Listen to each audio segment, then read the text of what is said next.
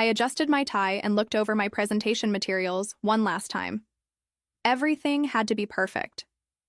Tonight wasn't just another family dinner at my sister Emma's big house. It was my chance to finally prove that I had made something of myself. After spending years working hard in silence and making smart investments through my company, Peter Capital, I was ready to talk about my biggest project yet. But I needed financial support, and that's why Monarch Bank was important.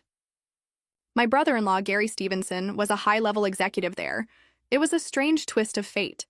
11 years ago, Gary was the same man who rejected my first business loan. He said my ideas were silly and unrealistic. Now he walked around family events like he was a hero, always reminding everyone how he saved my sister by marrying her and giving her a better life. When I arrived at the mansion, Emma greeted me at the door with a quick kiss on the cheek. She looked different than the sister I remembered. The girl who used to stand up for me in school was now more focused on impressing rich people than staying close to her own family. "You look very professional," she said while glancing at my simple suit. I could tell she wasn't impressed. "Gary just got back from Genoa. You should see his new Italian suits." As I walked into the dining room, I took in the surroundings. It was filled with expensive furniture, big chandeliers, and paintings that looked like they were pretending to be more valuable than they really were. Everything in the room screamed, "Look how rich we are!" Gary sat at the head of the long table, acting like he was the king of the world. Around him were other bank executives and their wives. When he saw me, he said loudly, "Paul, the small business genius, graces us with his presence." Everyone laughed. It felt like I was the joke. "Still running that little company of yours?" he asked with a smirk. "What's it called? Pigeon Capital?" "Peter Capital," I replied quietly, trying to stay calm. "And actually, that's what I came to talk about. I have a business proposal." "Oh no, not another one," Gary interrupted, rolling his eyes. "Remember his last idea, honey? What was it? Affordable housing?" He laughed loudly. "As if anyone wants to invest in something like that." Emma gave a nervous little laugh and looked away. "Paul, maybe this isn't the right time," she said, but I didn't back down. "The proposal is strong," I said, setting up my laptop. I wasn't going to let the past or their opinions stop me.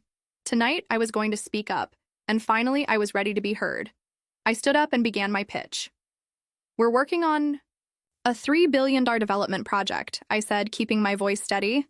"It includes eco-friendly housing, stores, and community centers. We just need funding from Monarch Bank." Gary, my brother-in-law, was sipping wine when I said the number. He almost choked. "$3 billion?" he shouted, then burst out laughing. "Have you completely lost your mind?" Others around the table joined in, laughing with him. He looked me up and down and said, "You can't even afford a proper suit, and now you want to play with billions of dollars?" His words stung, but I didn't let it show. "The numbers work," I said, opening my laptop and showing my presentation.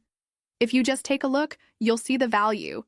But Gary slammed his hand on the table, cutting me off. "Do you want to know why you'll never succeed?" he snapped. "Because you don't understand how real business works. This world isn't about helping people or building communities. It's about power. And you, dear brother-in-law, have none." He stood tall and adjusted his expensive Italian suit. "Tomorrow morning, I'll be presenting to the Monarch Bank Board about our newest acquisition. Real business, big money, something you'll never understand. So go back to your tiny dreams, Paul. That's the only place you belong." People at the table forced more laughter, trying to impress Gary. At that moment, my phone buzzed in my pocket. I glanced at the screen. It was a message from my lawyer. It read, "Documents confirmed. Transfer complete. You now own 55% of Monarch Bank shares. Board meeting is at 10 a.m. tomorrow. Ready to meet your new employees?" I looked up, slowly from my phone. Gary was still smiling, thinking he had won. I gave a small smile in return. Tomorrow would be very different. The next morning, I arrived at Monarch Bank's headquarters at 9:15 a.m., wearing the same simple suit from the night before. The security guard, who had turned me away many times before, blinked in surprise. When I walked in confidently, "Mr. Peter?" he asked. My lawyer, Brenda Mage, was waiting by the elevators. "Everything's ready," she said with a grin. The board members arrived early, excited to hear Gary's big news. They don't know the agenda has changed. For the past 11 years, I had been quietly planning every move. While Gary and his rich friends laughed at my small investment firm, I was building something bigger. I used shell companies, silent partnerships, and smart deals.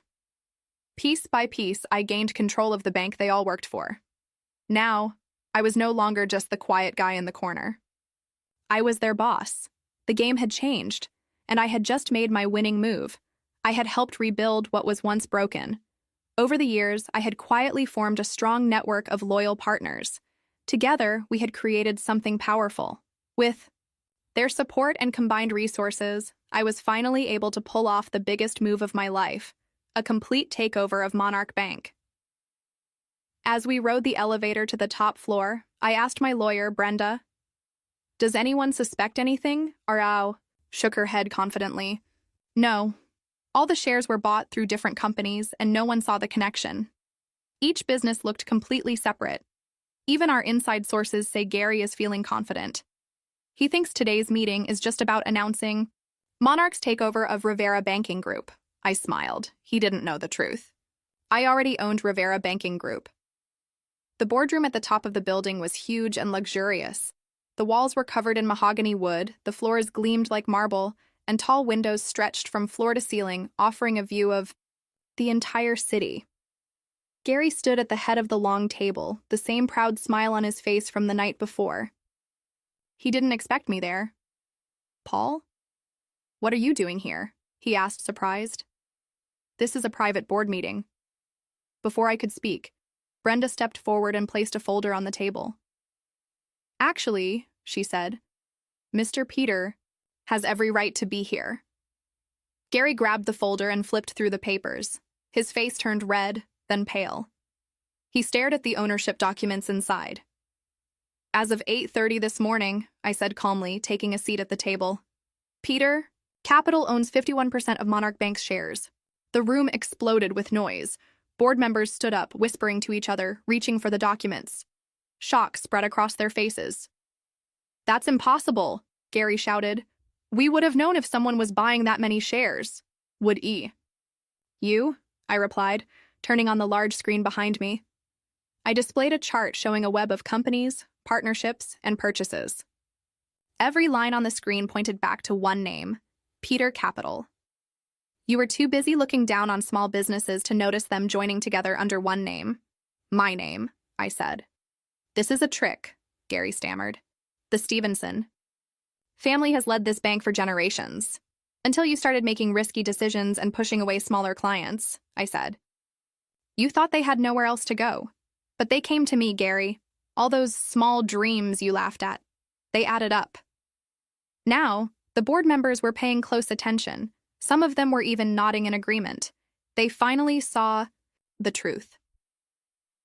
While Gary had been trying to make himself richer by taking big risks, I had been quietly building a network of smart, stable investments. I had earned people's trust, and now their loyalty. "You can't do this," Gary said again, but this time his voice was shaking. "Oh," I said, "I already did." He leaned in and whispered, "Emma? She's your sister?" "Yes," I replied firmly, "and maybe now she'll finally remember what that means." I stood up tall and adjusted my simple suit. It wasn't expensive, but tonight I didn't need expensive clothes to show my strength. "Oh, and by the way," I added, "you don't need to go ahead with your big announcement about taking over Rivera Banking Group." Gary looked confused. "They already work for me," I said. Right then, the doors to the boardroom burst open. Emma came running in, her face wet with tears and panic in her voice. "Gary, what's going on?" she cried. "Why is our account frozen?" I turned to her calmly. "Emma, we need to talk. There are some serious problems with Gary's personal trading records. Big problems. There's a lot of money missing, and it looks like he's been hiding things." Gary dropped into his chair like all the energy had left his body. His fancy Italian suit now looked like just a costume, something to make him look powerful when he wasn't. "All those years," he whispered, staring at me. "You were playing us." "No, Gary," I replied. "I wasn't playing anyone. I was just doing real business, the kind you never understood." Over the next few weeks, everything happened quickly. There were audits, meetings, and shocking discoveries. What started as a quiet takeover became a huge scandal. The financial investigators found all kinds of shady things in Gary's records. Trades he wasn't allowed to make, fake numbers that made the bank look richer than it was, and personal purchases that he tried to hide as business expenses. The famous Stevenson family reputation began to fall apart. It turned out their banking empire had been built on lies. I sat in my new office, Gary's old office, looking over the latest reports when Emma came in. Her eyes were full of anger. "How could you do this to us?" she shouted, slamming her hands on my desk. "Do you know what people are saying? Our friends won't even speak to me." "Your friends?" I asked, looking up. Or were they really just Gary's friends? "What's the difference?" she snapped. "He gave me everything. A beautiful life, respect, status." "Respect?" I said, standing and walking to the tall window. "Let me show you something." I pulled up video footage from a recent board meeting. It showed Gary yelling at a junior employee, making fun of an older board member, and ignoring real concerns about unfair banking practices. Emma watched in silence, tears returning to her eyes. "This is the perfect life." "He gave you?" I asked softly. "While he bullied people, and you stood by silently, just like you did at that dinner when he made a joke out of me." I didn't know what else to do," she whispered. "After he paid for Mom's medical bills?" I nodded. "You had your reasons. But now, you have a choice." "I paid those bills," I said, cutting her off. "I used one of my companies to do it. Gary just took the credit. You can check the records." Emma's mouth fell open. She slowly sat down in a chair, her expensive handbag slipping from her shoulder and falling to the floor. "Why didn't you ever tell me?" she asked softly. "Would you have believed me?" I asked back. "I was just your brother with the small dreams, remember?" Just then, the intercom buzzed. My assistant's voice came through. "Mr. Peter, the FBI agents are here to speak about Mr. Stevenson's trading violations." Emma's head shot up, panic in her eyes. "The FBI? Paul, please? He's still my husband." "And you're still my sister," I said gently. I moved to sit beside her. "That's why I arranged for something. If Gary agrees to cooperate, he won't go to jail. He'll pay fines and lose his position, but he won't be in handcuffs." Emma's eyes filled with tears. "Why would you do that?" she asked. "Why show him kindness after everything he did to you?" I opened a drawer in my desk and handed her a framed photo. It was an old picture of us as kids. In it, she was standing up to a group of bullies who were picking on me, her nerdy big brother. "Because a long time ago," I said quietly, "you taught me that being strong isn't about power. It's about how you use it." Emma stared at the photo and began to cry. As she cried softly, my phone buzzed again. A message popped up. "Gary has agreed to resign. He'll sign over his remaining shares today." The Stevenson banking name was finished. But maybe, just maybe, Emma and I could start to heal what had been broken between us. 1 year later, the name on the building had changed.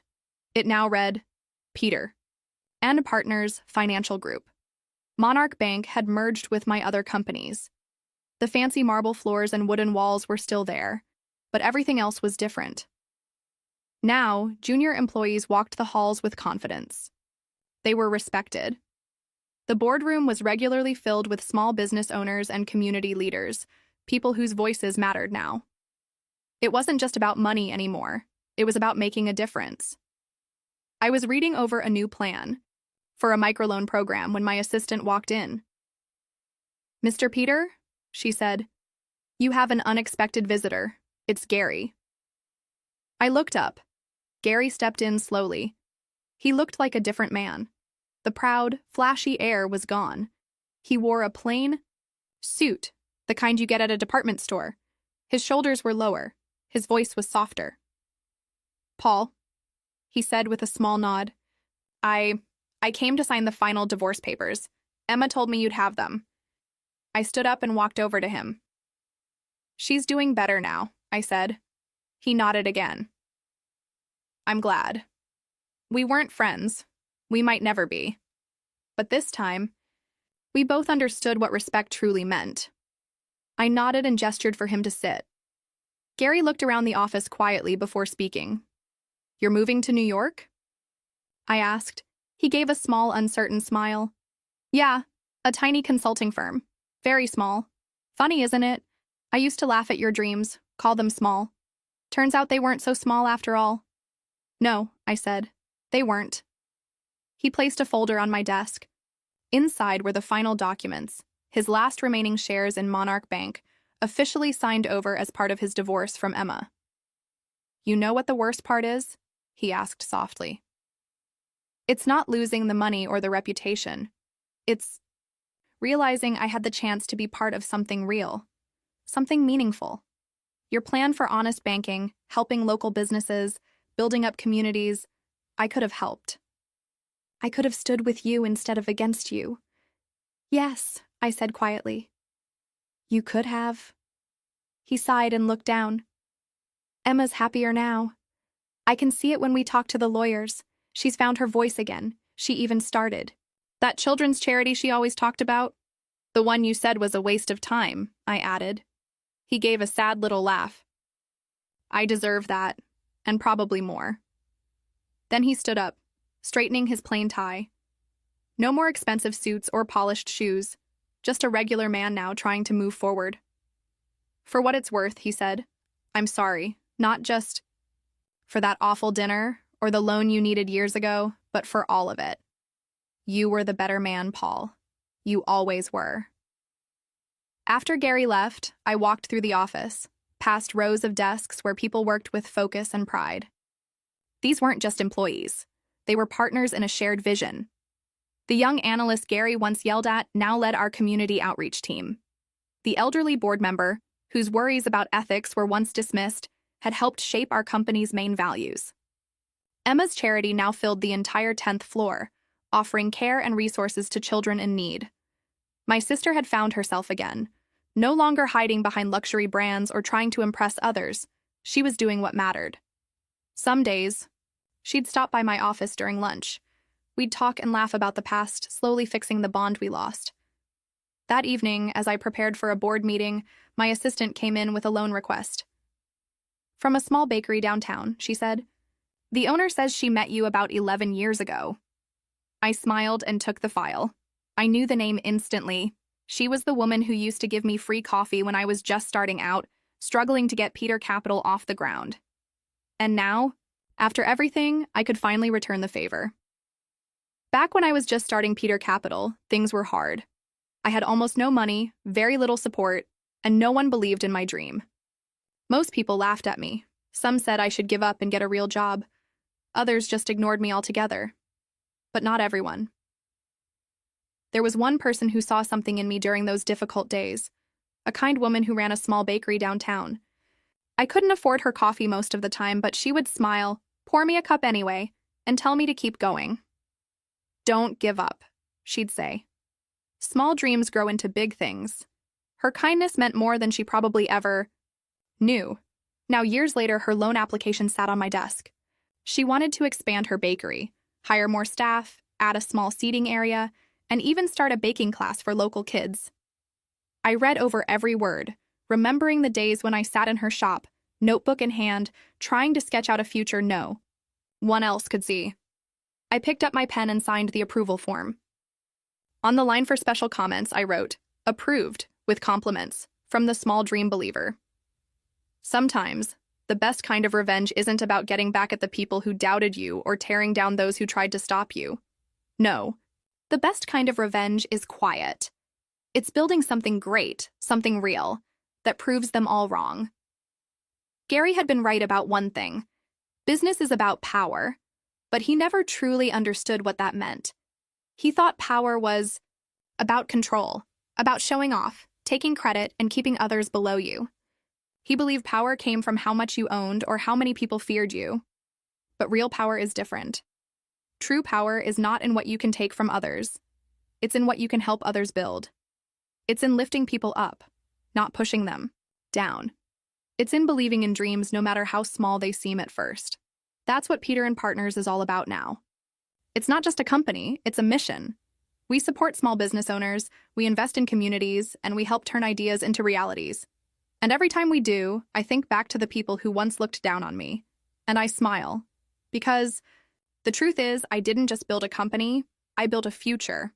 For me, for my sister, for the people who believed in me, and even for the ones who didn't. And that is the kind of power that lasts.